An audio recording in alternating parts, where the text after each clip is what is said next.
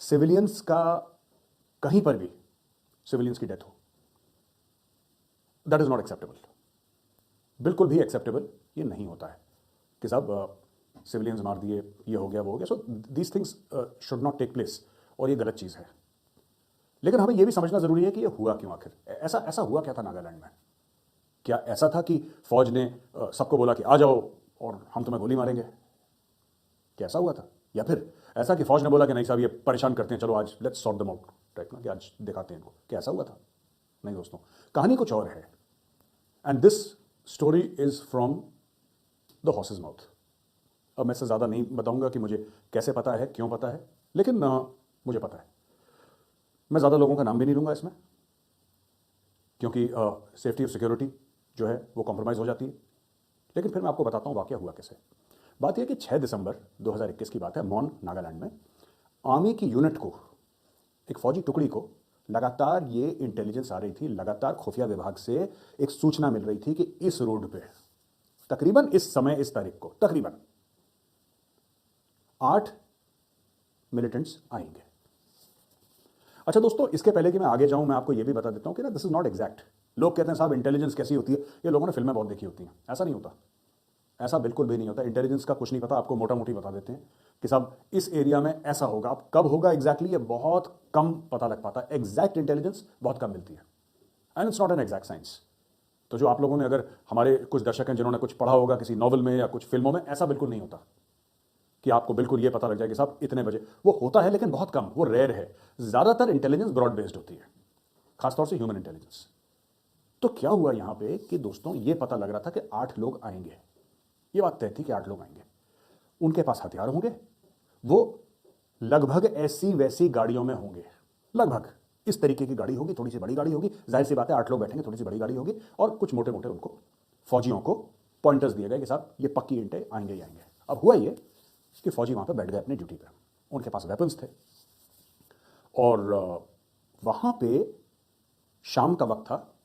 और आपको पता है कि जिसको हम पूर्वी उत्तर बोलते हैं ना, नॉर्थ ईस्ट जो है ना, वहां पे नॉर्थ ईस्ट में सूरज जो है वो थोड़ा सा जल्दी, जिसको कहते हैं कि ढलना शुरू हो जाता है पूरे पूरे दुनिया से। जो हमारा पूरा देश है, या पूरा इस जगह है, पूरा वेस्ट की तरफ, आप फिर उसको आप अफगानिस्तान की साइड भी लीजिए और आगे भी, यहां पे सबसे पहले सूरज ढलेगा नॉर्थ ईस्ट में, तो या ईस्टर्न साइड में ऑफ द सब कॉन्टिनेंट, ये तय है। तो यहां पे जब सूरज ढला तो वैसे ही थोड़ा सा जो लाइटिंग थी वो बहुत खराब थी। अच्छा, एक ऐसा वक्त आता है, लोगों के पास क्या नॉलेज होती नहीं है, नॉलेज होती नहीं, और सबको सोशल मीडिया ने एक प्लेटफॉर्म प्रदान कर दिया है कि जो तुम्हारे दिमाग में आए वो बोलो, तो लोग अपने अपने हिसाब से। अब मैं आपको यह बताता हूं कि लोगों ने यह भी बोला, इसके पहले मैं इंसिडेंट के बारे में बताऊं, मैं आपको बताता हूं। लोगों ने यह बोला साहब फौजी क्यों नहीं उनको पहचान पाए, क्या इनकी ट्रेनिंग इतनी खराब थी, है ना, क्या इनकी ट्रेनिंग इतनी खराब थी, क्या इनके पास नाइट विजन डिवाइस नहीं थी। नाइट विजन डिवाइस, ये जो आधा उजाला और आधा अंधेरा होता है दोस्तों, इस वक्त ना नाइट विजन डिवाइस कारगर नहीं होती। इधर आपको आंखों से ही अंदाजा लगाना पड़ेगा कि है कौन। अब क्या हुआ कि जो मुझे पता लगा है, जो मुझे स्टोरी पता लगी है, और as I said from the horse's mouth, जो फौजी हैं वो समझ जाएंगे मैं क्या बोल रहा हूं, इसमें हॉर्स कौन है आपको पता लग जाएगा। फ्रॉम द हॉर्सेज माउथ, इन्होंने रोका गाड़ी को जब इनको पता लगा कि ऐसे लोग हैं, और इनको दूर से ऐसा पता लगा कि इनके पास हथियार हो सकते हैं, तो उन्होंने गाड़ी रोकी। तो गाड़ी नहीं रुकी।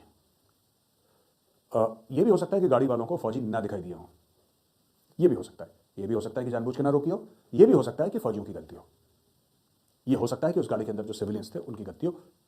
यह तो जब कोर्ट ऑफ इंक्वायरी खत्म होगी हमें तभी पता लगेगा भाई गलती किसकी थी। अब दोस्तों हुआ यह कि यह गाड़ी पहली बार नहीं रुकी, दूसरी बार नहीं रुकी, तो फिर फौजियों ने फायर करा। उन्होंने फायर करा गाड़ी पर। गाड़ी से जब लोग निकले बाहर, तो एक के हाथ में राइफल थी। अब बाद में पता लगा, जब सब कुछ हो गया, जब वो मर गए, तब पता लगा कि ये शिकारी थे, ये हंटर्स थे जो वहां पे हंटिंग कर रहे थे। अब मैं इस चीज में नहीं जाऊंगा कि हंटिंग गैर कानूनी है या नहीं है, वो हमारा बहस का मुद्दा है नहीं।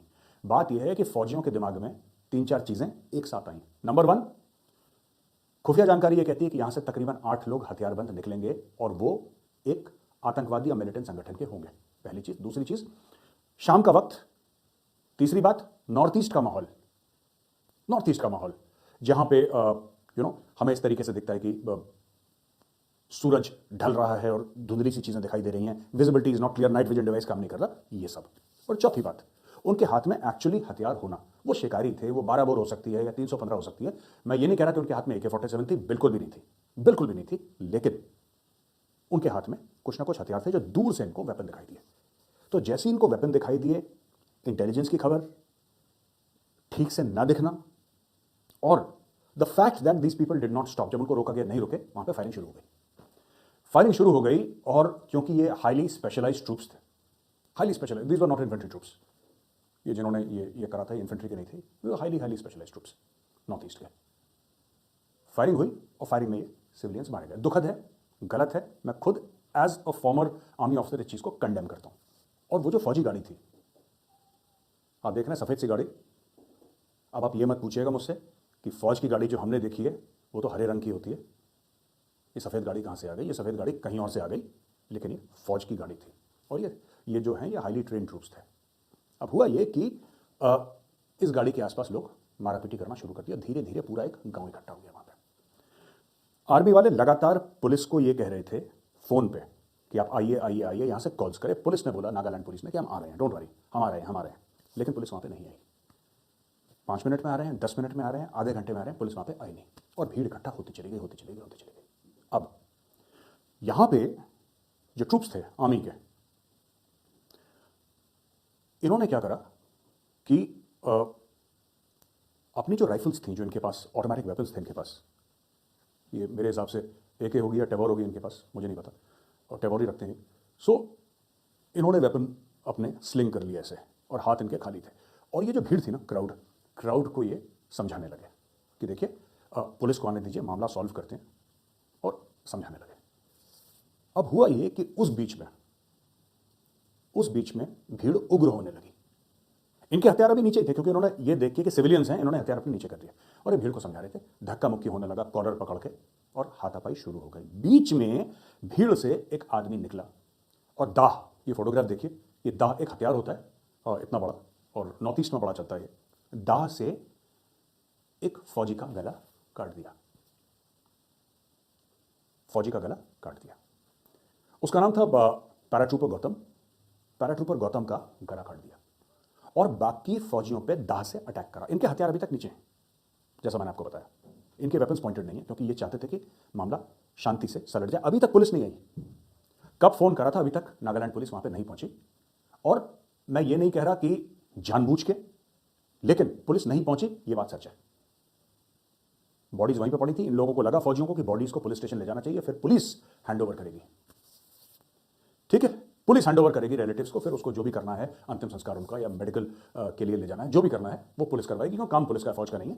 लेकिन पुलिस वहां पे नहीं पहुंची, भीड़ उग्र हो गई। पैराट्रूपर गौतम की गर्दन काट दी, यहां से स्लिट कर दिया उसका थ्रोट, और 1, 2 और 3 लोगों को और दाह के साथ अटैक करा, हाथ पे, पसलियों पे, सर पे दाह से अटैक करना शुरू करा। इस वक्त फौजियों को हुक्म मिला फायर, क्योंकि जान पे बनाई थी, उन्होंने निकाला अपना वेपन और फायर शुरू हो गए। टोटल गाड़ी से और भीड़ से मिला के 13 सिविलियंस की मौत हो गई।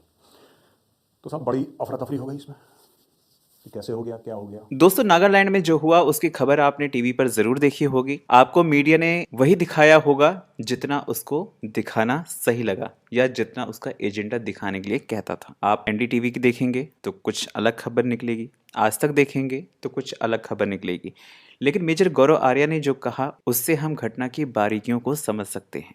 और एक बात आप ये समझें कि फौज कभी भी सिविलियंस पर गोली नहीं चलाती। यहाँ पर भी फौज ने जब तक गोली नहीं चलाई जब तक कि आदेश नहीं मिला।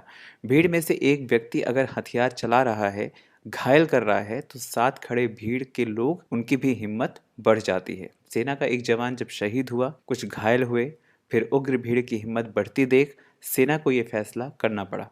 अभी भी नागालैंड के कुछ समूह अलगाव की बात कर रहे हैं। ये वही लोग हैं जिनको सपोर्ट विदेशी ताकतें करती हैं।